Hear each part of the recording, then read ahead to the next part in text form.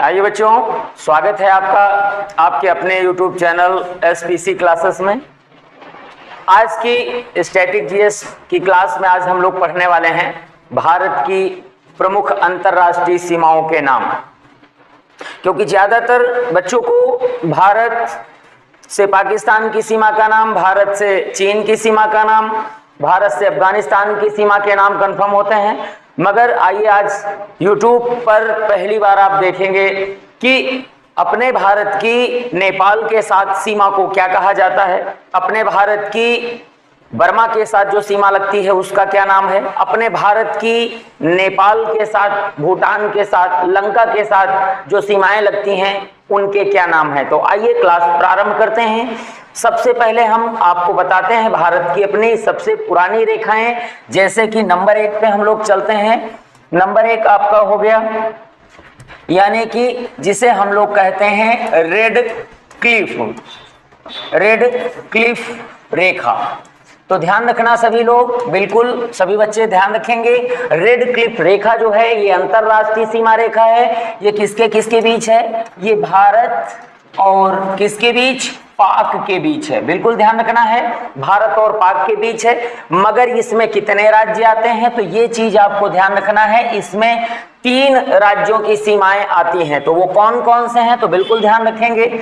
जैसे कि इसमें आता है आपका जे यानी कि गुजरात, जैसे आप समझेंगे इसको आप गुजरात लिख सकते हैं, ठीक है। और दूसरा कौन सा आता है? RJ यानी राजस्थान, राजस्थान की सीमा छूती है इसे। और किसकी सीमा छूती है तो याद रखना है पंजाब की सीमा इसे स्पर्श करती है। परंतु जो जम्मू एंड कश्मीर है उसकी जो सीमा आती है वो केंद्र शासित राज्य आपका होता है जो कि स्पर्श करती है। तो 3 राज्यों की सीमाएं हैं और चौथा कौन सा है?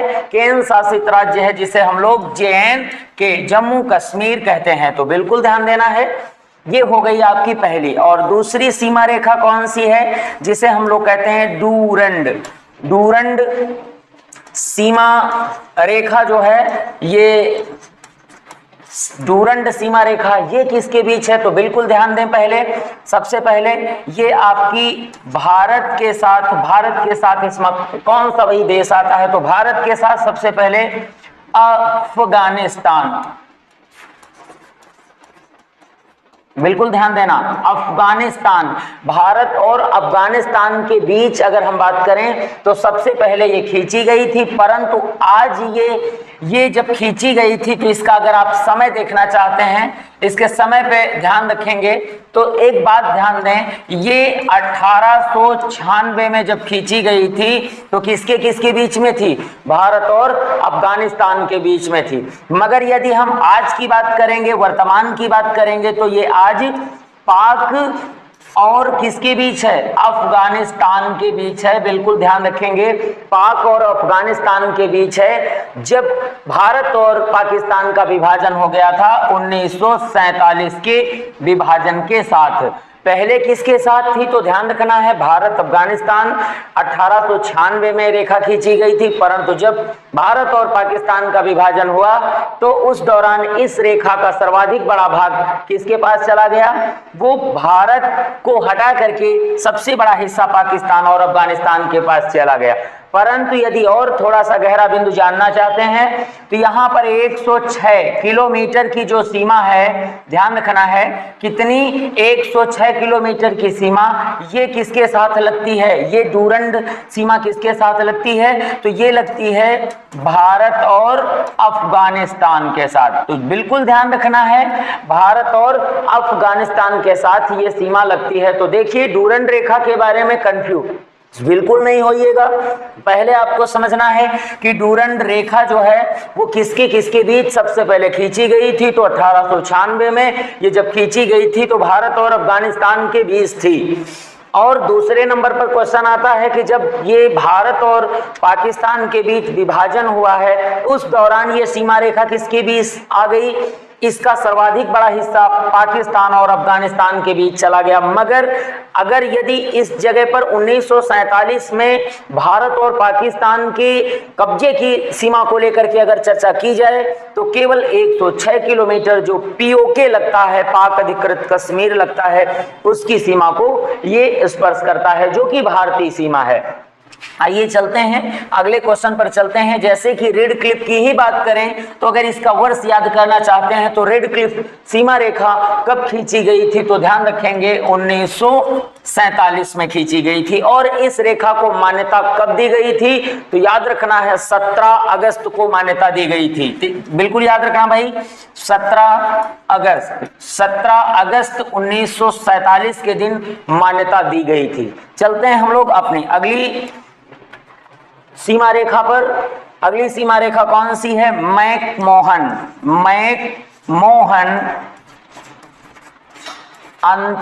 अंतरराष्ट्रीय सीमा रेखा, बिल्कुल याद रखेंगे, मैकमोहन अंतरराष्ट्रीय सीमा रेखा। और ये सीमा रेखा कब खींची गई, तो ध्यान रखना है 1914 में। ये सीमा रेखा कब खींची गई? 1914 में खींची गई है, बिल्कुल ध्यान देंगे। अब प्रश्न आपका ये आता है कि जब 1914 में मैकमोहन सीमा खींची गई तो किसके किसके बीच खींची गई, तो बिल्कुल वही बिंदु बनता है कि ये भारत के साथ कौन सा देश आता है, तो देश आपका आता है चीन। भारत और चीन के बीच खींची गई थी। वर्ष था 1914 ईस्वी। परंतु अब एक बात ध्यान रखना होगा कि ये जो सीमा रेखा है जिसे हम लोग क्या कहते हैं, यानी कि मैकमोहन सीमा रेखा कहा जाता है, ये सीमा रेखा के बीच में अपने भारत के कितने राज्य आते हैं, तो यहाँ ध्यान रखना है 4 राज्य आते हैं। 4 राज्य इसमें आते हैं। तो 4 कौन कौन से हैं? सबसे पहले नंबर पर आता है हिमाचल प्रदेश आता है। और दूसरे नंबर पर कौन आता है भाई? यूके, उत्तराखंड आता है, ध्यान रखना है इसे।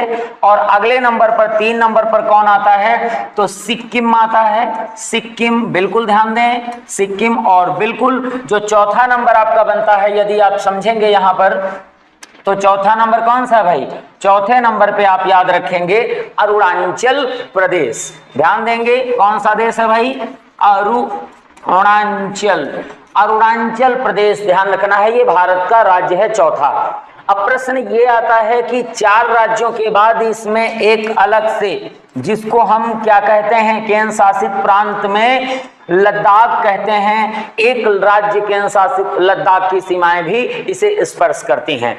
आइए अब हम लोग चलते हैं इसके आगे, हम लोग अपने उन देशों के बॉर्डर को देखते हैं जो कि कैसे हैं, यानी कि जो मूल रूप से आते हैं कि भारत और नेपाल के बीच कौन है, भारत और भूटान के बीच कौन है, भारत और जो आपका लंका आता है उसके बीच कौन है। तो चलते हैं नंबर 3 के बाद हम लोग चलते हैं यहाँ पर नंबर 4 पर आते हैं। तो 4 पर हम लोग गौर करेंगे। नंबर 4 का देश हम लेके चलते हैं, यानी कि सोनौली बॉर्डर या सोनौली अंतरराष्ट्रीय सीमा, बिल्कुल ध्यान देना भाई, सोनौली अंतरराष्ट्रीय सीमा या ये बॉर्डर भी कहे जाते हैं, क्योंकि ये पूरे राज्य में नहीं आते हैं, पूरे देश की लाइन नहीं होती हैं, ये किन्हीं छोटे छोटे बॉर्डर्स होते हैं जो भारत के अन्य पड़ोसी देशों के साथ बनते हैं। अब प्रश्न आता है कि ये किसके किसके बीच है, सोनौली अंतरराष्ट्रीय सीमा या जो बॉर्डर है ये किसके बीच आता है, तो बिल्कुल सब लोग गौर करेंगे, ये आता है आपके भारत और क्या करेंगे, नेपाल, बिल्कुल नोट कर लीजिएगा, वेरी मोस्ट क्वेश्चन है भाई। भारत और नेपाल की अंतरराष्ट्रीय सीमा रेखा जो है वो क्या कहलाती है, वो कहलाती है सोनौली बॉर्डर के नाम से इसे जाना जाता है, सोनौली बॉर्डर कहा जाता है। और प्रश्न ये बनता है कि ये सोनौली बॉर्डर जो है ना, ये किस राज्य में आता है, तो आपको याद रखना है यूपी, यानी सोनौली बॉर्डर नेपाल का किस राज्य में बनता है, तो यूपी राज्य में बनता है। अब हम लोग चलते हैं नंबर 5 पे चलते हैं। अगला आता है आपका, यानी कि जिसे हम लोग कहते हैं नाथुला गैप, जिसे कहा जाता है नाथुला गैप, अंतरराष्ट्रीय सीमा, अंतरराष्ट्रीय सीमा या बॉर्डर, जो भी मर्जी आप कह सकते हैं, ये किसके किसके बीच है? बिल्कुल ध्यान रखना है, ये जो आता है ये भारत और जो है चीन के बीच में आता है। और ये किस राज्य में है? जिसे हम नाथुला कहते हैं, नाथुला अंतरराष्ट्रीय सीमा रेखा कहते हैं। ये भारत और चीन के बीच है। कौन से राज्य में आता है? ये सिक्किम राज्य में आती है। ये सीमा कहां पर है? तो ध्यान रखना है, ये सिक्किम की सीमा रेखा का नाम है। अब चलते हैं हम लोग नंबर 6 पे चलते हैं। अपने भारत, जिसे हम लोग कहते हैं भारत की सीमा रेखा, जो कि लंका के साथ लगती है, उसे हम क्या कहते हैं? धनुषकोडी। बिल्कुल ध्यान देंगे, यानी कि सीमा रेखा का नाम धनुषकोडी अंतरराष्ट्रीय सीमा। धनुषकोडी अंतरराष्ट्रीय सीमा ये किसके साथ आती है? तो ध्यान देना है, ये आती है भारत और किसके बीच? लंका के बीच आती है। बिल्कुल ध्यान देना, भारत और लंका के बीच आती है। और ये जो बॉर्डर है आपका, ये बॉर्डर किस राज्य में है? तो ध्यान देना है, ये बॉर्डर आपका आता है तमिल में। राज्य कौन सा है? जिसे हम लोग तमिलनाडु कहते हैं। तो तमिलनाडु राज्य में ये बॉर्डर उपस्थित है भाई। बिल्कुल, अगले क्वेश्चन की तरफ चलते हैं हम लोग। अगला क्वेश्चन यहाँ पर देखेंगे भाई। सबसे पहले गौर करिएगा, 7 नंबर पे हम लोग चल रहे हैं, अपने अगले बॉर्डर पर चल रहे हैं। तो अगले बॉर्डर पे जिसे हम लोग कहते हैं भारत और कौन सा? बर्मा को उठा लेते हैं। तो यहाँ पर ध्यान रखेंगे, जिसे मोरेह क्या कहते हैं? मोरेह बॉर्डर, यानी कि मोरेह अंतरराष्ट्रीय। बिल्कुल ध्यान रखना है, मोरेह अंतरराष्ट्रीय सीमा। मोरेह अंतरराष्ट्रीय सीमा जो है ये किसके किसके बीच है? ये बिल्कुल याद रखना भाई, भारत और दूसरा कौन सा देश है जिसे बर्मा या म्यांमार कहा जाता है? बर्मा या म्यांमार कहा जाता है, इनके बीच है। और मोरेह अंतरराष्ट्रीय सीमा रेखा कौन से राज्य में आती है? तो आती है मणिपुर राज्य में। ये जो मणिपुर है भारत का, मणिपुर राज्य में ये सीमा उपस्थित है। अगला हम लोग चलते हैं, इसके बाद 8 नंबर पे चलते हैं। 8 नंबर पे हम लोग कहते हैं, क्वेश्चन है आपका जयगांव। जयगांव अंतरराष्ट्रीय सीमा। जयगांव अंतरराष्ट्रीय सीमा जो आती है ये किसके किसके बीच है? तो गौर करिएगा, बिल्कुल ध्यान रखना है। ये जो आती है भारत के साथ किस देश के बीच सीमा बनाती है? तो बांग्लादेश के साथ बनाती है। ध्यान रखना है, बांग्लादेश के साथ बनाती है। जयगांव अंतरराष्ट्रीय जो सीमा बॉर्डर है ये कहां पर बनती है? तो जयगांव बनती है भारत और बांग्लादेश में। राज्य कौन सा आता है? तो ध्यान रखना है, पश्चिम बंगाल राज्य आता है। पश्चिम बंगाल राज्य आपका आता है, जो कि अंतरराष्ट्रीय बॉर्डर बनता है। अगले 9 नंबर पे हम लोग चलते हैं। अगला क्वेश्चन है जीरो लाइन। इसको क्या लिखते हैं हम लोग? ध्यान रखना है, जीरो लाइन अंतरराष्ट्रीय सीमा। जीरो लाइन अंतरराष्ट्रीय सीमा जो है ये किसके किसके बीच है? बिल्कुल एक बार याद कर लीजिएगा, ये सीमा रेखा भारत और बांग्लादेश के बीच ही है भाई। बिल्कुल तैयार कर लें, रट लें, पेपर के लिए वेरी मोस्ट क्वेश्चन है। क्योंकि ज्यादातर जो बच्चे हैं वो जब तैयारी करते हैं तो बस क्या देखते हैं? वो ये देखते हैं कि भारत और जो है चीन की सीमा रेखा कौन सी है, भारत और पाकिस्तान की सीमा रेखा कौन सी है। बस यही 2 रेखाओं पे वो टिक जाते हैं भाई। अगर आपको आगे बढ़ना है, अगर आपको बुलंदियों तक जाना है और अगर आपको लक्ष्य शीघ्रतम पाना है तो भैया आपको एक बार मेहनत तगड़ी करनी पड़ेगी। तो बिल्कुल तैयार करेंगे आप भारत की, क्योंकि भारत की 15,200 किलोमीटर की अंतरराष्ट्रीय जो सीमा आती है वो कौन सी आती है? तो ध्यान रखेंगे, भारत की अंतरराष्ट्रीय सीमा आती है जिसे हम लोग कहते हैं 15,200 किलोमीटर स्थली। परंतु फिर ध्यान रखना है, जो हमारी आती है 6100 किलोमीटर की सीमा आती है, वो आती है जलीय। तो जलीय और स्थलीय जो सीमाएं हैं उनके साथ कौन कौन से बॉर्डर आते हैं ये आपको बिल्कुल याद करना होगा, यानी कि इनके बॉर्डर, इनकी लाइनें कौन कौन सी हैं, बिल्कुल आप अपनी इस क्लास को बिल्कुल तैयार करके रखेंगे, जो परीक्षा के हर किसी पार्ट पर लगातार क्वेश्चन पूछा जाता रहता है। तो चलते हैं हम लोग अगला क्वेश्चन, जीरो लाइन जो बॉर्डर की हम बात कर रहे हैं, ये सीमा रेखा भारत और बांग्लादेश के बीच है। मगर यहाँ सबसे प्रमुख बात होती है कि जब अंतरराष्ट्रीय सीमा रेखाएं देशों के बीच में पूछी जाती हैं और वो पूरे देश की होती है, तो उसमें राज्य नहीं पूछा जाता है, उसमें पूछा जाता है कि कौन कौन से राज्य में हैं। मगर इसमें क्या पूछा जाता है, इसमें पूछा जाता है यह सीमा रेखा किस राज्य में आती है। तो बिल्कुल जैसे कि आप देख पा रहे हैं कि अपनी क्लास में कि पीछे की तरफ इनमें राज्यों को दर्शाया जा रहा है, कैसे आप इनके राज्य भी याद करेंगे। तो ये सीमा रेखा जो आती है वो त्रिपुरा में आती है, बिल्कुल ध्यान रखना है, त्रिपुरा, ठीक है, त्रिपुरा में आती है। और 10 नंबर की जो आप अंतरराष्ट्रीय सीमा रेखा देखेंगे, इसके बाद जो 10 नंबर की अंतरराष्ट्रीय सीमा है हम लेके चलते हैं, जिसे हम लोग पुराने नाम से जानते हैं 3 बीघा कैरिडोर गलियारा। यह 3 बीघा का गलियारा जो विवादित रहा है, जो कि वर्तमान में 2015 में यह भारत और बांग्लादेश के बीच विवादित भूमि, भारत का जो 100वां संविधान संशोधन है जिससे इसे बिल्कुल पृथक कर दिया गया है, तो ध्यान देना है 3 बीघा कैरिडोर भी इसे कहते हैं, कैरिडोर। ये जो सीमा है, कैरिडोर सीमा है, ये किसके किसके बीच है, ये भारत और बांग्लादेश के बीच है। बिल्कुल ध्यान देना, बांग्लादेश के बीच है। मगर इसमें राज्य कौन सा आता है, तो इसमें राज्य आपको याद रखना है पश्चिम बंगाल राज्य आता है। तो बिल्कुल ध्यान रखने वाली बात है कि कैसे आप इसे तैयार रखेंगे कि ये सीमा रेखाएं किसके बीच है। मगर अभी आगे हम लोग चलते हैं, 11 नंबर पे देखते हैं। अगला क्वेश्चन आता है, यानी कि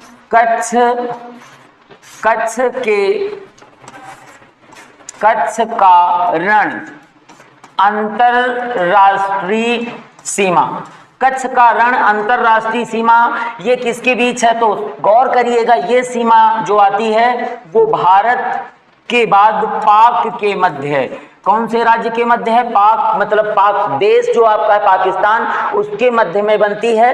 और प्रश्न आता है कि ये सीमा रेखा किस राज्य में है, तो बिल्कुल कच्छ का जो रण है वो है गुजरात राज्य में, यानी कि इसे आप शॉर्टकट में जीजे, यानी गुजरात राज्य में इसे याद करेंगे। अगला एक अगर हम आपको बताएं, वैसे भारत इस सीमा रेखा को स्वीकृत नहीं करता है, मगर आपको हम 12 नंबर पे बताते हैं कि ये जो आपकी 12 नंबर की सीमा है अंतरराष्ट्रीय, ये कौन से राज्य के लिए है, तो ध्यान रखना है ये गुजरात राज्य के लिए है जो पाकिस्तान के साथ सीमा बनाती है। और इसे बोला जाता है 24वीं समानांतर सीमा रेखा। वैसे ये सीमा रेखा अंतरराष्ट्रीय स्तर पर नहीं है, ये केवल पाकिस्तान द्वारा खींची गई है, जिसे भारत स्वीकृति नहीं देता है, ये आपको ध्यान रखना है। यानी कि ये जो 24वीं समानांतर सीमा है, ये सीमा को भारत द्वारा किसी भी प्रकार की स्वीकृति नहीं दी गई है, केवल ये पाकिस्तान खींचे हुए है, तो कहने के लिए भारत और पाक हो जाता है। और इसमें भी वही बात आती है कि राज्य आपका गुजरात ही बनेगा।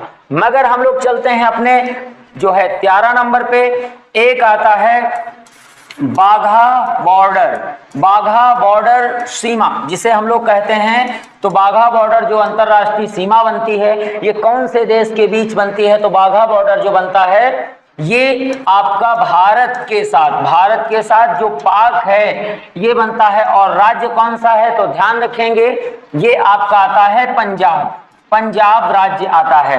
दूसरा जिसे हम लोग 14 नंबर की सीमा रेखा कहते हैं, अटारी बॉर्डर, यानी कि बाघा बॉर्डर के बाद अटारी बॉर्डर सीमा जो बनती है ये किसकी बनती है, ये भारत और पाकिस्तान के बीच बनती है। और राज्य भी इसमें अपने भारत का जो आता है वो कौन सा आता है, याद रखना है पंजाब ही आता है। चलते हैं हम लोग अपने 15 नंबर की सीमा को लेके चलते हैं। 15 नंबर की सीमा आपकी आती है जिसे हम लोग कहते हैं लोंगेवाला अंतरराष्ट्रीय बॉर्डर सीमा। लोंगेवाला ध्यान रखना, लोंगे वाला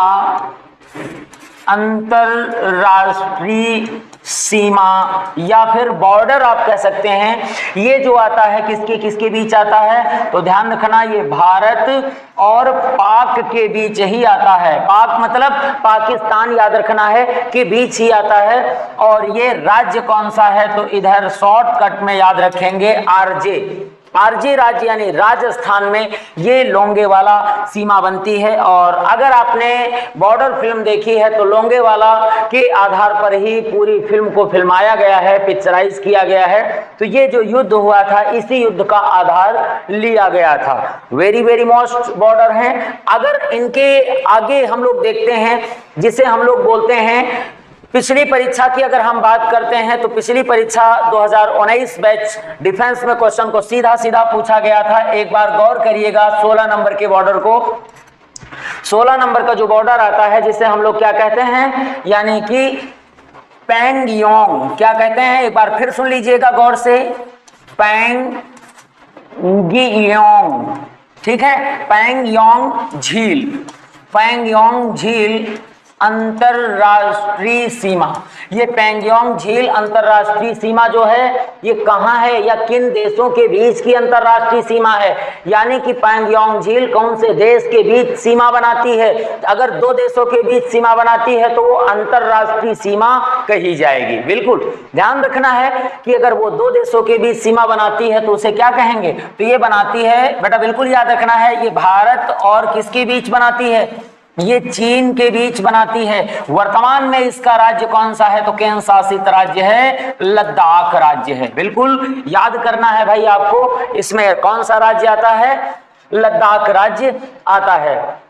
अब देखेंगे हम लोग जैसे कि लास्ट की तरफ अगर आप लोगों ने पढ़ा है जिसे हम लोग कहते हैं LAC, LAC को आपने कई बार पढ़ा होगा, line of actual control. Line of actual control ये वो सीमा रेखा है, अगर आप इसके बारे में अध्ययन करना चाहते हैं एक बार फिर से फुल फॉर्म जान लीजिएगा, लाइन ऑफ एक्चुअल कंट्रोल, क्योंकि नोट्स में बिल्कुल आप लिखिएगा जरूर से जरूर।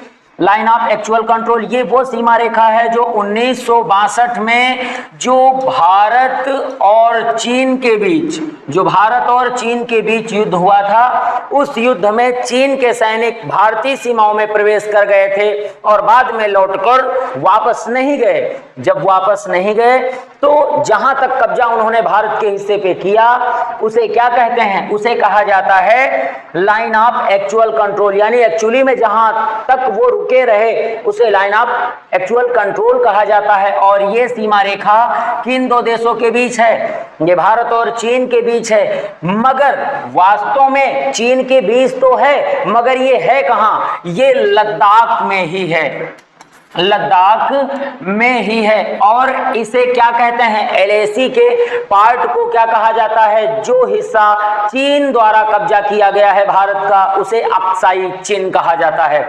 तो वास्तव में ये सीमा रेखा कोई चीन देश के बीच नहीं है, ये सीमा रेखा भारत के लद्दाख राज्य और भारत का ही हिस्सा जो चीन कब्जा करे हुए है जिसे अक्साई चीन कहा जाता है, तो उसके मध्य आती है। मगर अब इसे हम भारत और चीन दर्शाते हैं।